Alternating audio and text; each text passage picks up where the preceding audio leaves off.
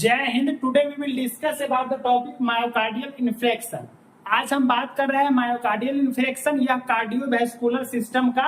यह भी एक मोस्ट इंपोर्टेंट डिजीज है। बहुत सारे लोगों को एमआई हो जाता है, हृदय से रिलेटेड प्रॉब्लम। लेकिन एमआई में मेनली क्या होता है वो आज के लेक्चर में हम जानेंगे कि जब नेक्रोसिस हो जाती है, सेल की डेथ हो जाती है ब्लॉकेज के कारण, वही एमआई होती है। उसके बारे में हम पूरा जानेंगे कि किस किस कारणों से किसी भी लोगों में, बुजुर्ग लोगों में क्यों होता है मायोकार्डियल इन्फेक्शन। अब तो बच्चे में भी हार्ट अटैक की बीमारी आने लगी है, लेकिन वो क्यों होता है वो भी जानते हैं। लेकिन पहले बहुत सारे मतलब कि बहुत एजेड लोगों को ऐसा होता था प्रॉब्लम, लेकिन अभी के समय में कोई जिम कर रहा है उसको हार्ट अटैक आ जा रहा है, ब्लॉकेज आ जा रहा है, कहीं कुछ भी हो गया। ये तो कोविड वैक्सीन पड़ने के बाद लोगों की इम्यूनिटी क्या हुआ और डाउन हो गई है।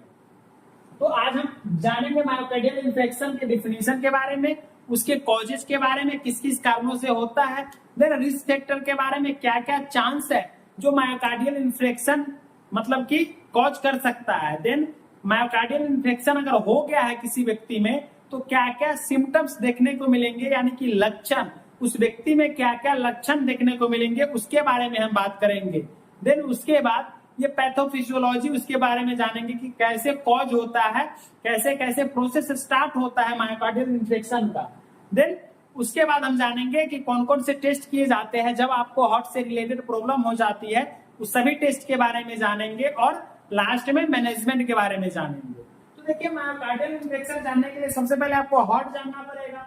ये तो हार्ट का हम डायग्राम बना दिए है समझने के लिए, लेकिन आप हार्ट के बारे में जान लीजिए कि हार्ट जो है, हार्ट आपका कुछ इस तरह से होता है। हार्ट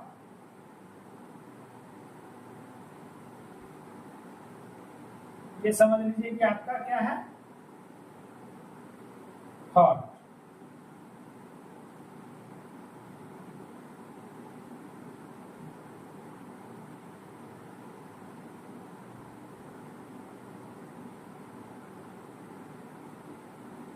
ये आपका है हार्ट, ये आपका हार्ट है। इसमें दूसरा चेंबर लगा दीजिए। ये कुछ इस प्रकार का आपका हार्ट होता है। हार्ट में मेनली कितने चेंबर होते हैं हम ये रिवाइज करवा रहे हैं, क्योंकि अगर पूरा वीडियो देखना है तो आपको वहां जाना पड़ेगा। कहाँ? जो हमारा हार्ट पर जो वीडियो लेक्चर बना हुआ है, आप मेडिकल स्टडी पाथ को सब्सक्राइब कर लीजिए और उसमें आप देख सकते हैं हार्ट के बारे में पूरा वीडियो डीपली। हार्ट में कितने चेंबर पढ़े थे हम लोग? 4 चेंबर पढ़े थे। बाल्ब कितने होते हैं? 4 बाल्ब होते हैं। चेंबर का नाम क्या होता है? एक होता है राइट एट्रियम, राइट एट्रियम, ये लेफ्ट एट्रियम होता है, राइट वेंट्रिकल होता है, लेफ्ट वेंट्रिकल होता है। लेकिन भाल्व की बात करें तो भाल्व भी कितने होते हैं? 4 वाल्व होते हैं। एक तो हमारा होता है ट्राइकस्पिड वाल्व, जो क्या होता है राइट साइड होता है, बाइकस्पिड या मिट्रल वाल्व। उसके बाद हमारा एओर्टिक वाल्व और पल्मोनरी वाल्व, जिसको सेमोलिनर वाल्व भी बोलते हैं।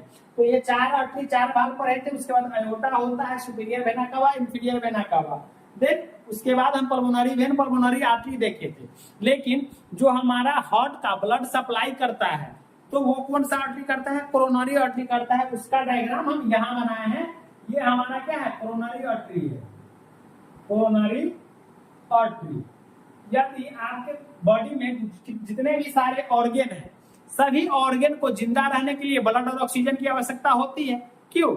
ब्लड और ऑक्सीजन रहेगा तभी तो जो आपका सेल है वो जीवित रहेगा, नहीं तो क्या हो जाएगा? डेथ हो जाएगा। तो सेम उसी प्रकार हमारे हार्ट को भी जिंदा रहने के लिए ब्लड की आवश्यकता होती है। देखिए, आप सोच रहे होंगे कि हार्ट में तो ऑटोमेटिक ब्लड रहता है। ऐसा नहीं है। हार्ट एक रेलवे स्टेशन की तरह होता है। इसमें ब्लड आता है जाता है, आता है जाता है, रुकने नहीं देता है। एक तरह से समझिए, आप अस्थायी घर नहीं बोल सकते हैं। इसीलिए इसको भी ब्लड सप्लाई जो करती है वो कोरोनरी आर्टरी से लेती है ब्लड, खुद ब्लड जो लेती है। तो ये कोरोनरी आर्टरी है। अब हम इसके बारे में डेफिनेशन पढ़िए, फिर समझ में आएगा। देखिए क्या डेफिनेशन कर रहा है कि heart attacks also called myocardial infection. Heart attack को ही हम मायोकार्डियल इन्फेक्शन बोलते हैं। जो हार्ट फेल्योर है उसको हम क्या बोलते हैं? Myocardial infection.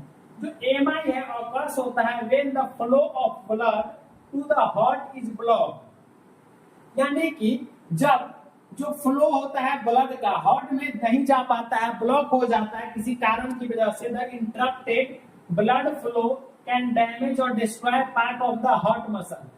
ब्लड फ्लो जब नहीं जाएगा तो डैमेज होगा, सड़ जाएगा, गल जाएगा। यदि आप जैसे कि कोई पौधा है उसमें पानी नहीं डालते हैं तो वो डेवलप हो पाएगा? नहीं हो पाएगा। क्या होगा? धीरे धीरे सूखने लगेगा। कोई नया पौधा लगाएंगे तो सूखने ही लगता है, खत्म हो जाता है। तो सेम उसी प्रकार हार्ट को अगर जब ब्लड सप्लाई जाएगा या नहीं, ब्लॉकेज आ जाएगा। चलिए हम ये कोरोनरी आर्टरी को यहाँ बनाए हैं थोड़ा बड़ा करके, डायलेट करके। तो ये नॉर्मल कोरोनरी आर्टरी है, लेकिन इसमें प्रॉपर ब्लड का सप्लाई हो रहा है। लेकिन जब इसी में ब्लॉकेज आ जाती है, प्लेक का फॉर्मेशन होने लगता है, जो कोलेस्ट्रॉल वगैरह है जमा होने लगता है, तो क्या होता है? यहाँ पर जब ब्लॉकेज आ जाएगी तो प्रॉपर ब्लड सप्लाई होगा? नहीं होगा। सेम एक पाइप लीजिए, कोई पाइप में किसी भी प्रकार की मिट्टी जब जम जाएगी, ज्यादा मिट्टी का फ्लो हो जाएगा, तो वो आगे पास नहीं कर पाएगा पानी, तो क्या होगा? पीछे ब्लॉकेज हो जाएगा। तो सेम उसी प्रकार सेम इसमें हार्ट में भी होता है। अगर ये जो आर्टरी है इसमें ब्लड सप्लाई हो रही है, अब ये आर्टरी क्या हुआ कि इसमें एक ब्लॉकेज आ गया, यहाँ पर ब्लॉकेज आ जाएगा, इधर वाले एरिया में ब्लड सप्लाई नहीं हो पाएगा। तो इधर वाले एरिया में ब्लड सप्लाई नहीं हो पाएगा तो यहाँ पर क्या हो जाएगा? सेल धीरे धीरे खत्म होने लगेगा, मर जाएगा। उसी को हम नेक्रोसिस बोलते हैं। क्या बोलते हैं? नेक्रोसिस। जो टिश्यू का क्या होना? डेथ होना, तो वही नेक्रोसिस है। नेक्रोसिस हो जाएगा तो हमारा क्या है? जो मायोकार्डियल इंफेक्शन होगा वो कॉज करेगा। तो ये हमारा फर्स्ट डेफिनेशन था। सेकेंड डेफिनेशन की बात करते थे कि क्या है? It is defined as death of segment of heart muscle. Heart muscle, जो हार्ट मसल है, हार्ट में कौन सा मसल होता है? स्मूथ मसल होता है। जो मायोकार्डियम जो होता है, मायोकार्डियम में जो स्मूथ मसल होता है, विच flow interruption of its blood supply when in myocardial layer of heart, blood supply in coronary artery branch is interrupted or stopped, then O2 supply also stop in any area in heart after absence of O2 necrosis happens here। यानी कि जब O2 का supply बंद हो जाता है तो वहां नेक्रोसिस हो गया। यानी कि हम ये पहले ही पढ़े हैं अभी। तो जहां O2 का सप्लाई हो रहा है, क्या वहां नेक्रोसिस हो रहा है, ये नेक्रोसिस हो रहा है, ये क्या नेक्रोसिस कर जा रहा है। तो इसी को हम क्या बोलते हैं? Also called as myocardial infection. यदि हार्ट के किसी भी, और जो कोरोनरी आर्टरी है, किसी भी एरिया में ब्लॉकेज हो जाना, और ब्लॉकेज के बाद क्या होगा? ऑक्सीजन का सप्लाई प्रॉपर न होना, देन उस जगह जो जिस एरिया में प्रॉपर ब्लड सप्लाई नहीं हो रहा है, उस एरिया का जो टिश्यू है, सेल है, उसका नेक्रोसिस हो जाना ही मायोकार्डियल इन्फेक्शन कहलाता है। तो ये हमारा था मायोकार्डियल इन्फेक्शन। आई होप आप सभी लोगों को समझ में आ रहा होगा। आप समझे कि क्यों होता है? आप जानते हैं कारण के बारे में। देखिए, सबसे पहला कारण यानी होने के चांसेस ही हम बता रहे हैं। टोबैको यूज, लोग तो अब क्या करते हैं, अभी के समय में लोग बीमारी को क्या करते हैं? परचेज करके लाते हैं, खरीद कर लाते हैं। यानी जो कोई भी डिजीज कंडीशन उसको क्या करते हैं? परचेज करके लाते हैं, खरीद के लाते हैं। तो भाई टोबैको क्या करते हैं? खरीद के लाते हैं खाने के लिए। तो इसका चांसेस है, टोबैको अगर आप कंज्यूम कर रहे हैं तो हार्ट डिजीज होने के चांसेस है आप में। हाई ब्लड कोलेस्ट्रॉल, यदि आपका ब्लड कोलेस्ट्रॉल लेवल बढ़ गया है तो भी चांसेस है क्या? मायोकार्डियल इन्फेक्शन कॉज हो सकता है। लैक ऑफ एक्सरसाइज, आप खा खा के घर में सोए जा रहे हैं, मोटे हो रहे हैं, कोई भी फिजिकल एक्टिविटी नहीं कर रहे हैं, यानी कि कोई भी एक्सरसाइज नहीं कर पा रहे हैं, तो उससे भी आप क्या हो सकते हैं? मायोकार्डियल के शिकार हो सकते हैं। ओबेसिटी, ज्यादा मोटापा भी क्या होता है? मायोकार्डियल इन्फेक्शन होता है, तो कॉज कर सकता है। सॉरी, देन स्ट्रेस, ज्यादा आप स्ट्रेस लेंगे, किसी के गम में खोए रहेंगे दिन रात, एकदम डिप्रेस हो जाएंगे, फिर भी क्या चांसेस हो सकता है? एमआई कॉज होने का चांसेस होता है। बहुत लोग बोलता है कि मेरा बाबू हार्ट में रहता है। अरे तुम्हारा बाबू जब यहाँ ब्लड रहेगा कि तुम्हारा बाबू रहेगा? अगर तुम्हारे बाबू को रखोगे हार्ट में तो क्या हो जाएगा? तुम सीधा स्वर्ग लोक ऊपर चले जाओगे। इसलिए आज तुम पता कर लो कि यहाँ जो रहता है वो ब्लड रहता है, ब्लड खून, ना कि तुम्हारा बाबू रहती है इसमें। Then non modifiable, non modifiable की बात करते हैं। Family history of heart disease, क्या है ये? Family history of heart disease. यदि आपके परिवार में किसी को भी हार्ट से रिलेटेड समस्या है तो आप में भी होने के चांसेस कुछ परसेंट रहते हैं। Then older age, older age में ज्यादातर आप हार्ट अटैक को देखे होंगे कि ज्यादा ओल्ड एज वाले पर्सन में क्या होता है? हार्ट अटैक की कंडीशन ज्यादातर रहती है। लेकिन अभी के समय में बहुत सारे जो एडल्टहुड एज है उसमें भी ऐसा देखने को मिला है, जैसे कि कोई जिम वर्कआउट कर रहा है उसमें हो गया हो, बहुत सारे लोगों को रोड चलते पर, बहुत सारे कम उम्र के लोगों में भी हार्ट अटैक की कंडीशन बढ़ गया। अभी तो कोविड वैक्सीन जो पड़ा है उसके कारण तो और लोगों की इम्यूनिटी क्या हो गई, डाउन हो गई है, वीक हो गई है। देन डायबिटीज, यदि आपको चिनिया रोग है, डायबिटीज है, आपका डायबिटीज बहुत दिनों से है, लॉन्ग ड्यूरेशन से है, फिर भी आपको मायोकार्डियल इन्फेक्शन कॉज हो सकता है। देन हाइपरटेंशन, यदि आपकी हाई बीपी की बीमारी है, जब हमेशा आपका ब्लड प्रेशर बना रहता है, आप उसका सही से ट्रीटमेंट नहीं करवाते हैं तो वो बाद में चल करके एएमआई कॉज कर देगा। यानी कि हाइपरटेंशन को जितना जल्दी हो सके कंट्रोल करना चाहिए, समय पर मेडिसिन लेना चाहिए, सोडियम डाइट वगैरह कम करना चाहिए। तो ये हमारा क्या था, रिस्क फैक्टर, चांसेस। अब मायोकार्डियल इन्फेक्शन कॉज होने का मुख्य कारण जान लेते हैं। यानी देखिए सबसे पहला है कोरोनरी आर्टरी डिजीज, आ गया ना कोरोनरी।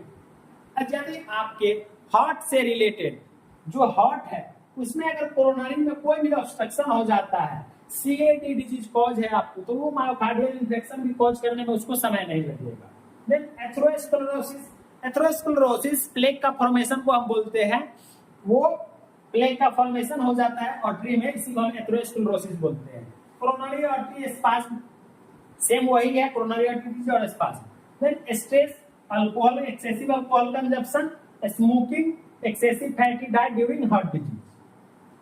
यदि आप हार्ट से रिलेटेड प्रॉब्लम है आपके अंदर तो ज्यादा स्मोकिंग भी नहीं करना चाहिए, अल्कोहल कंज्यूम भी नहीं करना चाहिए और फैट डाइट भी नहीं लेना चाहिए, क्योंकि वही फैटवा क्या करता है, जो आपका जो आर्टरी है कोरोनरी आर्टरी उसमें ब्लॉकेज कर देता है। आपको तो खाने में बहुत मजा आता है कि लाओरे मटन रोज खाओ, चिकन मटन रोज एकदम खाए जा रहे हैं, लेकिन वही क्या करता है, हावी हो जाता है हमारे जो कोरोनरी आर्टरी होती है उसमें धीरे धीरे, आपको थोड़ी पता चलेगा, उसमें धीरे धीरे स्मॉल अमाउंट में वो जमा होने लगता है। ज्यादातर जंक फूड में बहुत ज्यादा आयल रहती है और वो भी कितने सालों तक की रहती है वो पता नहीं, उसी में छानते हैं, फिर उसी में नया लाके उसी में रख देते हैं, उसको बढ़ाते हैं। उसको आप कहीं भी जाइएगा वो जो समोसा वगैरह रहता है, तलता रहता है, हमको नहीं लगता है कि वो दो एक मंथ धुलता होगा वो उस कढ़ाई को।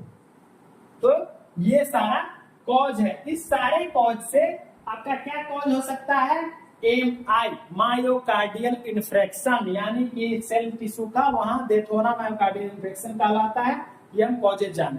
अब जानते हैं लक्षण के बारे में, यानी कि जब किसी व्यक्ति में मायोकार्डियल इन्फेक्शन हो जाता है तो क्या क्या लक्षण, सिम्टम्स, क्लिनिकल मैनिफेस्टेशन क्या क्या देखने को मिलता है वो हम जानते हैं। देखिए पहला जो सिम्टम्स है क्या है, चेस्ट पेन, यानी कि आपका जो क्या होगा, जो चेस्ट रीजन है सीने में क्या होगा, दर्द होगा। देन इस्केमिया, ये क्या हो सकता है, इस्केमिया हो सकता है, यानी हाइपोक्सिया हो सकता है, low cardiac output, then cardiac output कम हो जाएगा, डिक्रीज पल्स रेट क्या होगा, घट जाएगा। देन हाइपरटेंशन हो सकता है, टैकीकार्डिया हो सकता है, यानी कि जो हार्ट रेट है बढ़ भी सकता है घट भी सकता है, ब्रेडिकार्डिया होगा। डायग्नोसिस यानी एक्सेसिव स्वेटिंग होता है। देन ईसीजी चेंजेज आएगा, जो ईसीजी का पैटर्न होता है, ईसीजी का जो पैटर्न होता है ये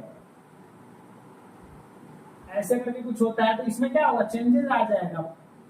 देन डिसएरिथमियाज होगा, शॉर्टनेस ऑफ ब्रीथ होगा, यानी सांस लेने में दिक्कत होगा। आप ज्यादातर देखते होंगे जो हार्ट अटैक वाले पेशेंट को बहुत ज्यादा घबराने के कारण वो सांस लेने में बहुत कठिनाई होती है, तो वो होता है। देन चेस्ट हैवीनेस होगा, चेस्ट टाइटनेस लिख सकते हैं आप, फैटिग होगा, nausea and vomiting, vertigo, drowsiness, oliguria, और आप अदर ड्राउजीनेस वगैरह भी, ड्राउजीनेस इसमें लिखे हैं, लिखे हैं ड्राउजीनेस वगैरह, हेजिटेशन वगैरह, एंजाइटी, तो ये सारे सिम्टम्स आप इसमें ऐड कर सकते हैं। तो ये सारे सिम्टम्स है। अब हम जानते हैं pathophysiology, how to cause MI. किस कोई भी फिजियोलॉजिकल फैक्टर होता है, जितने भी हम पढ़े उसमें से कोई भी एक कारण लेंगे, उसके बाद क्या होगा, जब कोई प्लेग का फॉर्मेशन हो जाता है तो ऑक्सीजन का सप्लाई क्या हो जाता है, कम हो जाता है, तो यानी हाइपोक्सिया हो गया। देन रिड्यूस ऑक्सीजन डिमांड, वही हम बताएं कि ऑक्सीजन का सप्लाई कम होगा तो क्या रिड्यूस हो गया है ऑक्सीजन का डिमांड बढ़ना। देन थ्रोम्बोलाइसिस हो जाएगा, थ्रोम्बस होने लगेगा, देन परमानेंट थ्रोम्बस होने के बाद उस जगह सेल का नेक्रोसिस होने के बाद हमारा डेथ भी हो सकता है। यदि आपके हार्ट में कोई ब्लॉकेज आ गया है, अगर फुल्ली कंप्लीट ब्लॉकेज आया है तो आप एक बार में सपट खत्म, लेकिन कोई एक पर्टिकुलर रीजन में आया है तो आप क्या आप लाइव भी रह सकते हैं। कभी कभी हार्ट अटैक की कंडीशन में बहुत जल्दी डेथ भी हो जाता है, इसलिए सीपीआर सबको जानना बहुत जरूरी है। देन डायग्नोस्टिक इवैल्यूएशन में क्या क्या टेस्ट करते हैं एमआई वाले पेशेंट को, देखिए हिस्ट्री कलेक्शन करते हैं पेशेंट का पूरा, वही हम बताएं पर्सनल हिस्ट्री क्या करता है, उसका डाइटिंग पैटर्न वगैरह, टोबैको वगैरह कंज्यूम करता है कि नहीं, उसका फैमिली हिस्ट्री लेते हैं कि फैमिली में किसी को डिजीज कंडीशन है हार्ट से रिलेटेड की नहीं। देन फिजिकल एग्जामिनेशन करते हैं, फिजिकल एग्जामिनेशन पूरा चेस्ट रीजन का तो सबसे पहले हेड टू टो करते हैं, लेकिन जो हमारा हार्ट रीजन का होता है उसमें फुल्ली एग्जामाइन होता है, यानी हम हार्ट साउंड वगैरह पूरा डिटेक्ट करते हैं कैसा चल रहा है। देन ईसीजी, जो ईसीजी है इलेक्ट्रोकार्डियोग्राम, वो हम ईसीजी टेस्ट करते हैं, उसमें देखते हैं हम उसका जो ये चल रहा है पैटर्न उसका सही है कि नहीं ग्राफ। देन इकोकार्डियोग्राम, जब ईसीजी से पूरा डिटेक्शन नहीं होता है तो इकोकार्डियोग्राम करते हैं, स्ट्रेस टेस्ट करते हैं, इरिथ्रोसाइट सेडिमेंटेशन रेट चेक करते हैं, ट्रोपोनिन टेस्ट करते हैं, इसमें मायोग्लोबिन टेस्ट भी वगैरह करते हैं, कोलेस्ट्रॉल टेस्ट करते हैं, लिपिड प्रोफाइल करते हैं, सीबीसी करते हैं, एमआरआई करते हैं, सीटी स्कैन और चेस्ट एक्सरे करते हैं। तो इतने सारे टेस्ट करते हैं एमआई को डिटेक्शन करने के लिए, यानी एमआई को पता करने के लिए ये सारे टेस्ट किए जाते हैं मायोकार्डियल इन्फेक्शन के लिए। अब हम मैनेजमेंट की बात करते हैं तो मैनेजमेंट सेम सीएडी का, सीएडी जो हम पढ़े थे कोरोनरी आर्टरी डिजीज से पहले लेक्चर में, आप लोग वहां से जाकर के देख लीजिए या फिर डिस्क्रिप्शन में मैं डाल दे रहा हूं, वहां से आप लोग देख लेंगे लिंक पर क्लिक करके। तो वो जो मैनेजमेंट है सेम इसमें भी आएगा, जो भी हम एंटी हाइपरटेंसिव ड्रग्स वगैरह देंगे, alpha blockers, beta blockers, calcium channel blockers, उसमें जो भी ड्रग्स आते हैं वो दे सकते हैं, एसी इनहिबिटर्स दे सकते हैं।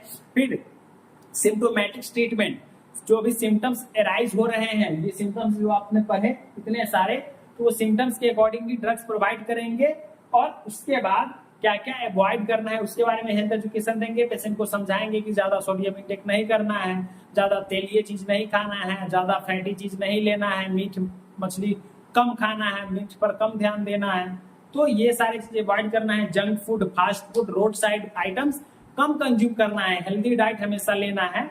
तो वो सारा क्या आएगा मैनेजमेंट में आएगा। नर्सिंग मैनेजमेंट में आपको पता है पहले से, आप नर्स है तो मतलब वाइटल साइन असिस्ट करते हैं, इंटेक आउटपुट चार्ट करते हैं, प्रॉपर डाइटरी पैटर्न उसका प्लान बनाते हैं, देते हैं, तो वही सारा है प्रॉपर मेडिकेशन करना। तो ये हमारा क्या था मायोकार्डियल इन्फेक्शन, इतना ही है। अब नेक्स्ट लेक्चर में हम लोग कोई और डिजीज कंडीशन के बारे में पढ़ेंगे। अगर मेरे चैनल पर आप लोग पहली बार देख रहे हैं तो चैनल को सब्सक्राइब कर लीजिए और लाइक कीजिए और अपने दोस्तों के साथ भी शेयर कीजिए, जिससे कि वह भी ये नोट्स प्रॉपर बना सके और समझ सके। थैंक्स फॉर वॉचिंग, मिलते हैं नेक्स्ट क्लास में।